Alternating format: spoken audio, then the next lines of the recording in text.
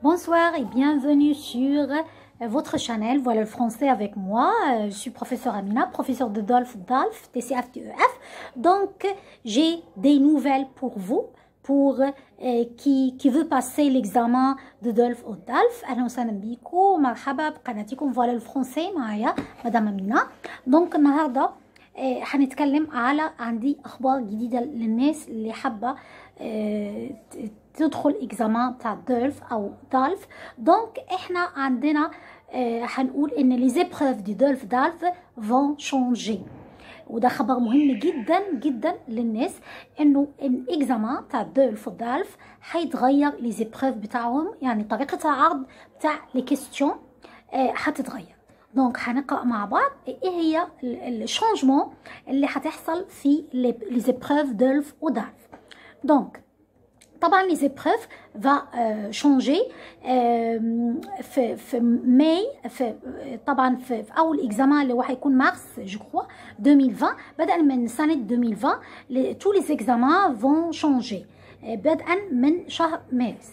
دونك les versions prime ou pro ne sont pas concernées, seules les versions tout public ou junior ou scolaire. تاني les versions اللي هما prime والبرو، البريم اللي هما دولف بريم والبرو اللي هو دولف برو مش هيتغيروا. فقط اللي هيتغير هو لي فيرسيون تو بيبليك وجونيور وسكولير. طبعا جونيور سكولير هما نفس الاكزامان، وتو بيبليك للناس اللي هي فوق ال 18 سنه اللي هما بيمتحنوا دولف تو بيبليك. وبالنسبه للجونيور وسكولير الناس اللي هما من 12 جوسكا 17 من 12 سنه ل 17 17 سنه. دونك الاكزامان هيتغير. اما بالنسبه للبريم اللي هو الA1 والA2 il n'y a pas de changement. il n'y a pas de changement pour le DELF Pro. بالنسبه للناس البرو اللي بيدخلوا DELF Pro اكتر حاجه بندخلها هي تو بيبليك وجونيور وسكولير. دونك دول طرأ عليهم تغييرات حلوه جدا وهتبسطكم جدا. دونك quelles sont les épreuves du DELF et DALF concernées. دونك هنيجي الاول je rappelle que les épreuves du DELF et DALF existent en 6 niveaux. طبعا احنا عندنا 6 نيفو في الدولف والدالف اللي هما بدءا من A1 jusqu'à C2. طبعا C1 و C2 هما دالف، c'est pas دولف. et qu'elle porte sur 4 compétences. طبعا عندنا 4 compétences اللي هما compréhension de l'oral و compréhension d'écrite و production écrite و production orale. طبعا اللي قبل كده عارف يعني ايه الكومبيتونس، هي الكومبريهنسيون دورال هما اوديو بنسمعهم وبنحل عليهم، ويبقى عندنا كومبريهنسيون ديكريت هي نصوص مقروءه وبنحل عليهم. هي تغييرات في لي دو كومبيتونس اللي هما كومبريهنسيون اورال والكومبريهنسيون ديكريت. اما البرودكسيون اكريت والبرودكسيون اورال مفيش شونجمون. دونك هنشوف قدامنا دي تابلو هحطه لكم مقارنه على لي زيكزامان من قبل والاكزامان هتبقى عامله ازاي. طبعا بالنسبه ل A2 طبعا احنا بنتكلم على تو بيبليك مش بريم. كان من قبل عندنا 4 اكزرسيس و 7 دوكيومون اوديو، 4 اكزرسيس مع 7 اوديو، يعني كان عندنا قطع نصوص 4 نصوص وبنسمع 7 اوديو. خلوهم 4 اكزرسيس، هو 4 اكزرسيس زي ما هو بس 14 اوديو. ده معناه ايه؟ ده معناه انه هيقلل لي مده الاوديو، بدل ما كان باغ اكزومبل 1 مينوت هيبقى 30 سكوند مثلا، نص المده. فدونك لو احنا قارناها 7 اوديو بقت 14 اوديو، دونك لو انا بسمع اوديو 1 مينوت دقيقه هيبقى 30 سكوند 30 ثانيه، فده طبعا كويس جدا.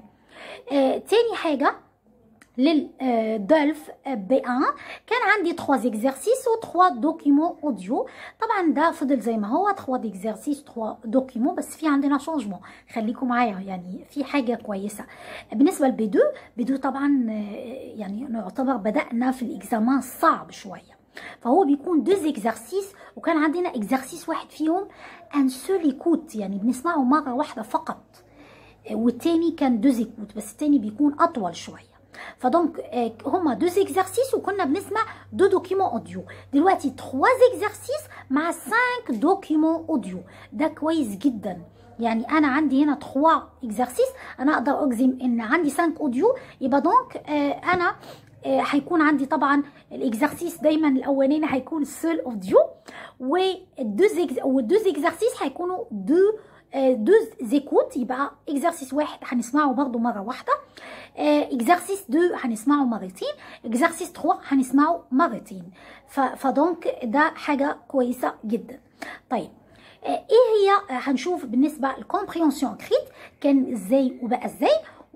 طبعا بالنسبه لأ2 ودايما باكد انه تو بيبليك مش بريم. أ2 تو بيبليك او جونيور كان 4 اكزرسيس وبنسمع عليهم 8 دوكيومون.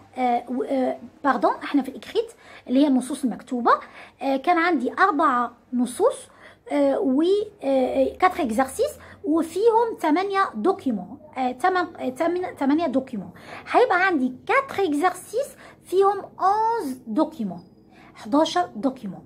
بالنسبه لبي 1 هو كان 2 اكزرسيس وعليهم 5 دوكيومون اكري، وهيبقى 3 اكزرسيس وعليهم 6 دوكيومون اكري. بالنسبه لبي 2 2 اكزرسيس كانوا عندنا وكان فيهم 2 دوكيومون اكري، دلوقتي هيبقى عندي 3 اكزرسيس مع 5 دوكيومون اكري. طيب ايه التغيير اللي طرأ؟ تاني تغيير طرأ في ليزيبروف هو الحاجه اللي هتبسطكم جدا، انه مفيش ريبونس هنكتبها خالص خالص.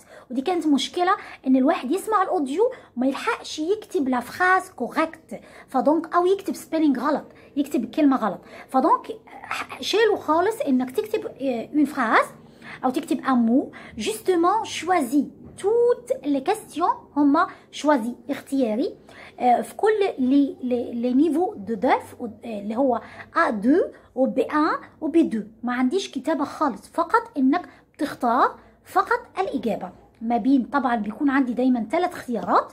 كان بيكون عندنا فري وفو، وكان بيطلب مننا جوستيفيكاسيون، يعني أنا لو حطيت فو أو فري إيه دليلي من التكست، برضو جوستيفيكاسيون اتلغت. فدونك الإكزامان بالنسبة للكومبريهنسيون كريت كومبريهنسيون أورال ما عنديش جمل بكتبها خالص، فدونك كله شوازي. دي دوزيام شونجمون اللي طرأت على الإكزامان. بالنسبه للترويزيام شونجمون اللي طرأ لا دوري دي زيبروف، مده لي زيبروف.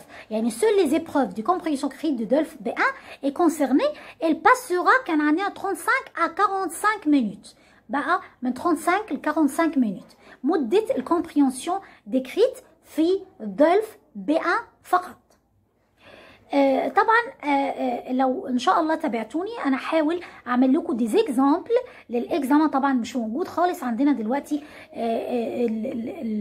الاكزامبل للاكزامان ازاي هيكون، بس ان شاء الله انا هحاول اخد الليزيكزامان السابقه واخليها شوازي وان شاء الله نتدرب عليها مع بعض يوم الفندردي بحول الله القادم. هحاول اعمل معاكم اكزامبل للA2 والبي 1 وبي 2 طبقا للتغييرات الجايه، وعشان كمان الناس اللي مسجله للاكزامان بتاع لو موا د مارس تلحق انها تتدرب على لي زيكزامان الجديده. طيب بالنسبه ليزيبروف دو دالف هبقى اتكلمكم عليها، لانه مش مفيش ناس كتيره بتدخل الاكزامان دالف اللي هو سي 1 وسي 2. هبقى اتكلم عليه لوحده لانه الشونجمون بتاعه شويه عايزه شرح اكتر. فدونك حبيت القى لكم الخبر اللي هو لي شونجمون اللي هتطرأ بدءا من سنه 2020 القادمه بحول الله. وده دليل على ان لي زيكزامان دو دولف دالف هتبقى في متناول الجميع، هتبقى سهله اسهل من اللي فات. طبعا ناكد ان الشونجمون حصلت في الكومبريهنسيون دو لورال كومبريهنسيون دو كريت فقط، مش في البرودكسيون اللي هو البرودكسيون كريت والبرودكسيون اورال. اتمنى نكون شرحت لكم لي شونجمون اللي حصلت في لي زيبروف دي زيكزامان دولف اي دالف. بالنسبه للدولف هبقى اكلمكم عليه، واللي عايز يشوف لي شونجمون اون ريال في الحقيقه كدي زيكزامبل زيكزامان هتلاقوها بحول الله. هكون في يوم الجمعه هنزل لكم فيديو واشرح لكم لي شونجمون على الطبيعه. دونك اتمنى يكون فيديو ده فادكم. طبعا ما ننساش شير واللايك والتسجيل للناس الجدد اللي شرفوني في القناه، وشكرا جزيلا على كل الرسائل اللي بتدعموني بيها، بتوصلني. بنبسط جدا لما حد بيبعت لي دي ميساج، بيسأل عليا ليه انا غبت. ففريمون شكرا، بس هو ضغط الشغل بجد. واتمنى ان شاء الله نحاول ان اكون معاكم قريب يوم الفندردي بروشان، الجمعه القادم، واشوفكم على خير. et bonne nuit à tous. Au revoir.